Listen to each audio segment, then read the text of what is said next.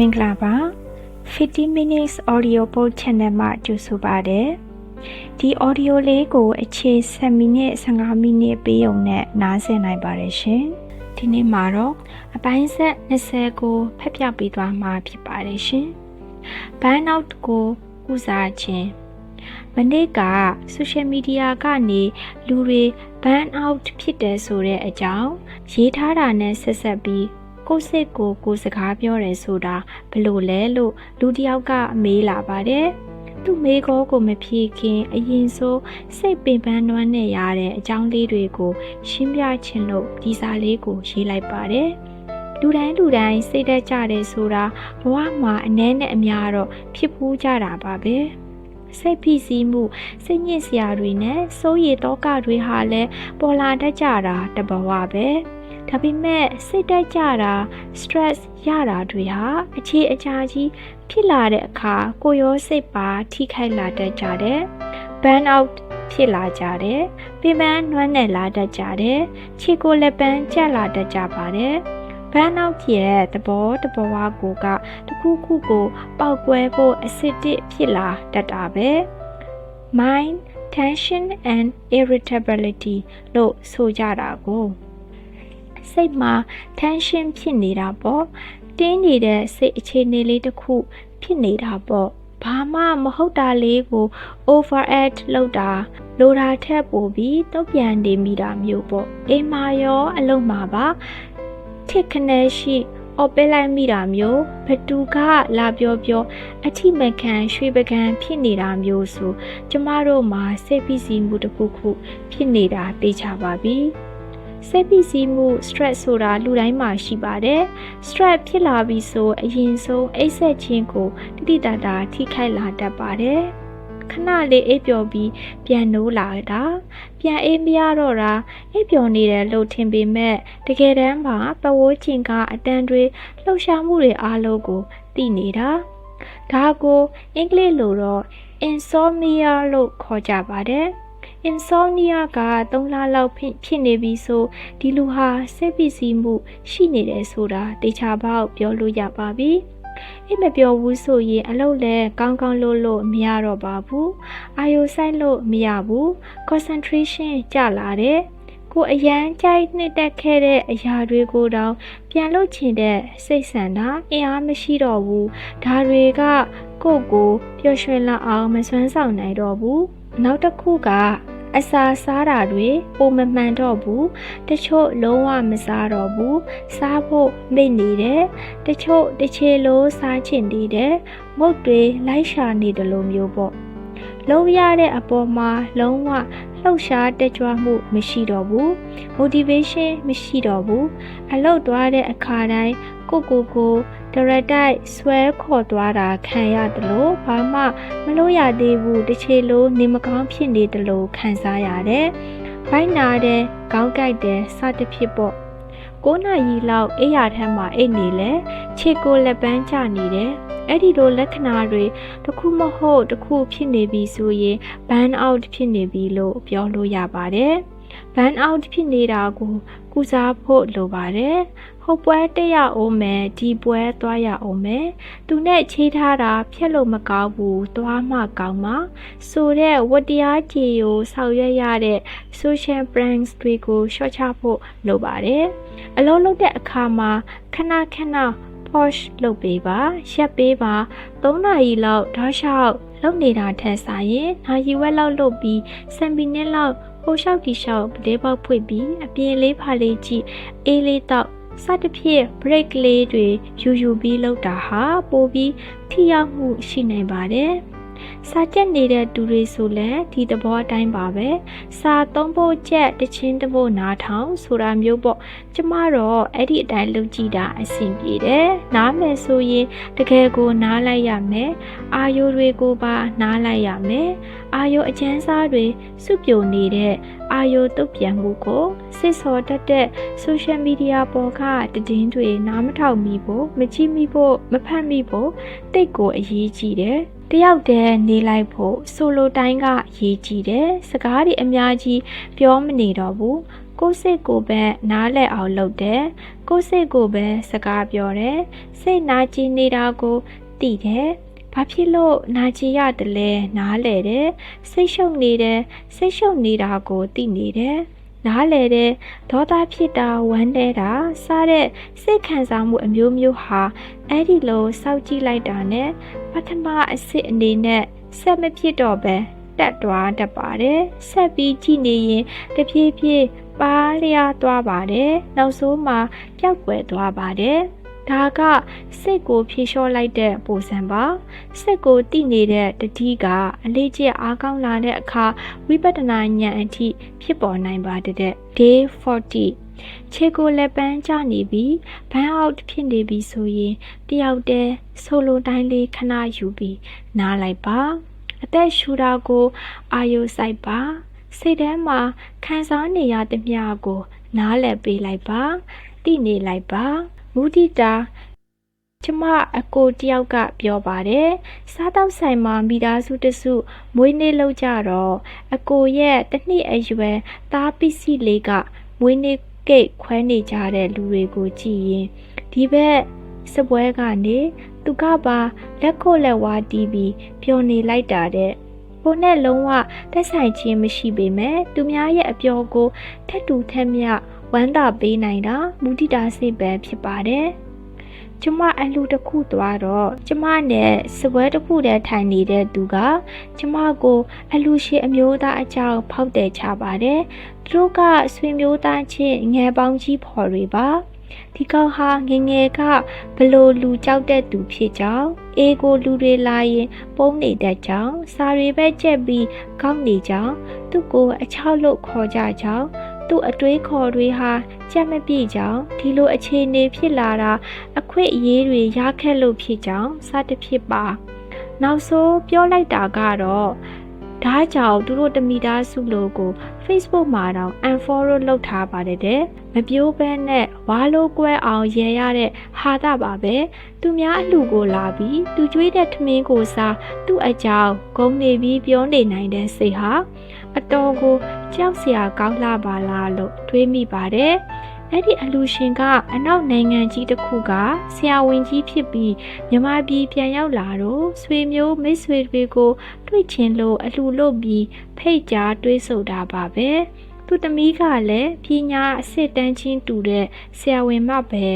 တခုတည်းတော့သားလေးကြတော့ Harvard Law School ကဝယ်ရထားတဲ့ရှင်းနေပေါက်စာသူတို့မိသားစုရဲ့အနေအထိုင်အစစ်တန်းဆိုတာမှန်းဆကြည့်ုံနဲ့သိနိုင်ပါတယ်အခွင့်အရေးတွေရခဲ့တိုင်းကိုယ်တိုင်ကမကြိုးစားခဲ့ရင်လည်းဘဝမှာမအောင်မြင်နိုင်ပါဘူးကိုသူ့လိုစူးစမ်းခဲ့သလားအောင်မြင်ခဲ့သလားသူ့လိုနေနိုင်သလားသူ့အမျိုးသမီးလိုအမျိုးသမီးမျိုးကိုရလားသူ့လိုသားသမီးမျိုးကိုသားသမီးကရောဖြစ်ရလားကိုထက်တာရာတွေကိုသူ့စီမှာတွေးလိုက်ရတဲ့အခါကြက်မပြေးတဲ့သူတွေမို့မမြင်ချင်လို့ unfollow တောင်လုပ်လိုက်ရပါတယ်ဒါအသက်60လောက်ရှိတဲ့ယောက်ျားရင့်မကြီးတစ်ယောက်ရဲ့တိမ့်သေးတဲ့စိတ်သဘောထားတစ်ခုလူရှိသူရှိမှပွေးဟလာတာပဲဖြစ်ပါတယ်။အဲဒီလိုပြောတဲ့သူကိုကြည့်တော့အလောက်ကင်တောင်ဘာမှမမေရရမရှိတဲ့လူမျိုးပါ။လူအဖွဲ့အစည်းအတွင်းမှာလူတွေတယောက်နဲ့တယောက်မူတည်တာမပွားနိုင်တာတကက်ချော်ရည်ချက်တစ်ခုလို့မြင်မိပါတယ်။မနာလိုစိတ်ဟာကိုနဲ့နီးစပ်တဲ့သူမှာဖြစ်တတ်ပါတယ်။လုပ်ငန်းချင်းတူနေတာရည်ရွယ်ချက်ချင်းတူနေတာမျိုးဆိုရင်လည်းဖြစ်တတ်ပါတယ်တဲ့ကျမမှလည်းတချေကအလုပ်အတူလုပ်ခဲ့ပူပြီးဘဝတွေကိုစီနဲ့ဝေးကွာသွားကြတယ်မိတ်ဆွေအတိအကျွမ်းတွေရှိတယ်ပြန်တွေးကြတော့တယောက်ကနိုင်ငံကြီးတစ်နိုင်ငံမှာပညာသင်ဆုရသွားတယ်တယောက်ကနိုင်ငံကြီးတစ်နိုင်ငံမှာအခြေကျသွားတယ်တယောက်ကပြည်ပဆိုင်ရာအဖွဲ့အစည်းတစ်ခုမှာအလုပ်ရသွားတယ်တယောက်ကကျောက်ဆရာမကြီးဖြစ်သွားတယ်တယောက်ကကျောင်းပန်ရှင်ကြီးဖြစ်သွားတယ်အကြောင်းမျိုးမျိုးကြောင့်ဝေးကွာပြီးပြန်တွေ့ရတဲ့သူတွေအောင်မြင်တဲ့အခါကျမကတော့တိတ်ဝမ်းသာမိတာအမှန်ပါပဲစင်းရဲတာထက်ချမ်းသာနေကြတာပိုကောင်းတယ်မဟုတ်လားကိုမိတ်ဆွေတွေကိုချစ်ရတဲ့သူတွေကြီးပွားချမ်းသာနေကြတာအောင်မြင်နေကြတာတွေ့ရတာမင်္ဂလာတစ်ပါးပဲမဟုတ်ပါလား ကျမစာရီထဲမှာငယ်တုန်းကဘလို့မနာလိုစိတ်များခဲ့ကြောင်းရေးခဲ့ပူပါတယ်သူများကိုမူတိတာစိတ်ပွားဖို့နေနေသားသားစိတ်ပုတ်နေရတာနဲ့တင်ရဲဖို့ပြိုးဖို့အခြေကိုမရဘူးအဲ့တော့မျက်နှာကလည်းမကြည်လင်ဘူးကျမကိုယ်တိုင်အများကြီးပြုပြင်ပြောင်းလဲယူခဲ့ရပါတယ်အခုအချိန်မှာတိုက်ထုတ်အနိုင်ယူခဲ့တဲ့စိတ်ဟာမနာလိုစိတ်ပါပဲအဲ့ဒီစိတ်မရှိတော့တဲ့အခါကဘာကြီးတစ်ခုလုံးမြင်းလေးရောက်မှตาရအေးချမ်းလို့နေပါတယ်မူတိတာစိတ်ကိုပွားကြည့်ပါဒီဆိုတယောက်ရဲ့အောင်မြင်မှုတွေပျော်ရွှင်မှုတွေအတွက်ပျော်ရွှင်ပေးနိုင်တယ်ဆိုတဲ့မူတိတာစိတ်ပါပဲပစ္စံတပြားမှမကုန်ပဲအလိုလိုနေရင်ကုသိုလ်ရချင်ရင်မူတိတာစိတ်ကိုပွားရပါမယ်။ Oxford ဆရာတော်ကတော့မူတိတာစိတ်ပွားတာကိုပီတိကမ္မထံပွားတယ်လို့တရားတစ်ပုဒ်မှာဟောဖူးတာနားခဲ့ရပါတယ်။ Day 41ပတ်စံတပြားမှမကုန်တဲ့နည်းနဲ့ကုသိုလ်လုပ်ကြည့်ပါမယ်။မူတိတာစိတ်ကိုပွားပါ။တရားမရှိတဲ့သူတွေသာစိတ်တက်ကြပါတယ်။တရားရှိတဲ့သူစိတ်တက်မကြပါဘူး။စိတ်ကိုတတိဖြစ်စောင့်ကြည့်ခြင်းmindfulness တရားတွေနာတယ်တရားတွေထိုင်တယ်တရားစာတွေဖတ်တယ်တရားကြောင်းတွေပြောတယ်ဆိုလူတွေကတမျိုးထင်ကြတယ်သူစိတ်ဓာတ်ကျနေတယ်ထင်တယ်နေမကောင်းဘူးကင်ဆာဖြစ်နေပြီထင်တယ်စီးဝါပြက်နေပြီထင်တယ်အိတ်ထောင်နဲ့ကွဲနေပြီထင်တယ်လို့ပြောကြတယ်ဒါတွေဖြစ်မှပဲကြောက်လက်စစ်တွေကြပြီးတရားတွေထထိုင်ထလောက်နေတယ်လို့မျိုးပြောကြတယ်ထင်ကြတယ်တချို့လူတွေကအစိုးလောကဒဏ်နဲ့ကြိုလာရပြီးမှတရားဘက်ကိုရောက်လာတာတွေရှိပါတယ်။ဒါပေမဲ့လူတိုင်းတော့လည်းမဟုတ်ပါဘူး။တချို့ဘဝမှာအောင်မြင်နေတော့တက်နေတော့ငယ်ရွယ်နဲ့တရားဝါဒနာပါတဲ့လူတွေတရားလုပ်တဲ့သူတွေလည်းအများကြီးပဲ။တရားမှတ်တဲ့အလေးအကျင့်စိတ်ကိုတတိနဲ့ကြည့်တဲ့အလေးအကျင့်ကြောင့်ဘဝရဲ့စိတ်ခေါ်မှုတွေကိုအမှန်တိုင်းတိလာခွေကိုရပါတယ်ကိစ္စအတော်များများဟာကျမတို့ထင်သလောက်မစိုးကြပါဘူးဥပမာအားဖြင့်တကယ်ဖြစ်နေတာထက်ပိုပြီးစိုးရိမ်ပူပန်မှုမဖြစ်အောင်တတိနဲ့စောင့်ကြည့်နေမယ်ဆိုရင်ဘာတွေဖြစ်လာ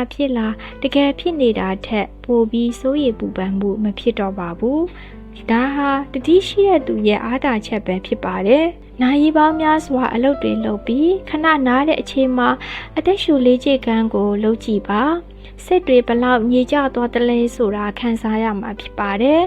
ကျမကတော့ကိုယ်တိုင်လဲပုံမှန်တရားမှတ်ပါတယ်ကိုနဲ့အနေနီးတဲ့မိသားစုဝင်တွေမိတ်ဆွေတွေကိုလည်းတရားလုပ်ဖို့တိုင်တော်တတ်ပါတယ်ဝိပဿနာရှုထောက်ကဖြစ်ပျက်မြင်တာဒိဋ္ဌိပြုတ်တာဆိုတာတွေခဏထားအောင်နေ့စဉ်ဘဝမှာရလာတဲ့သူ့ရဲ့အကျိုးရလဒ်ကတော့တော်ရိုတန်ရိုစိတ်မငြိတတ်တော့တလို့ပြောစရာတွေရှိလဲမိုးမမြေလေးမမြေဖြစ်အောင်ပြောနေတာမျိုးမရှိတော့ပါဘူးကောင်းတာဖြစ်ဖြစ်ဆိုးတာဖြစ်ဖြစ်လောကဒဏ်ပဲအားလုံးဟာခဏပဲဆိုတာသိသွားတယ်အဲ့ဒီအခါမှာအစွဲလန်းတွေတိတ်မရှိတော့ပါဘူးကိုတိတ်ချစ်တဲ့သူတွေနဲ့လည်းအခြေရောက်လာတဲ့အခါခွဲရမှာပဲလို့စိတ်ကကြိုတင်ပြင်ဆင်ပြီးသားဖြစ်နေပါတယ်ပြီးတော့မကောင်းတာတစ်ခုခုလုံးမဲ့ကြမ်းရင်အရင်တုန်းကလုံးလိုက်မိပြီးဆိုတော့မှတည်တယ်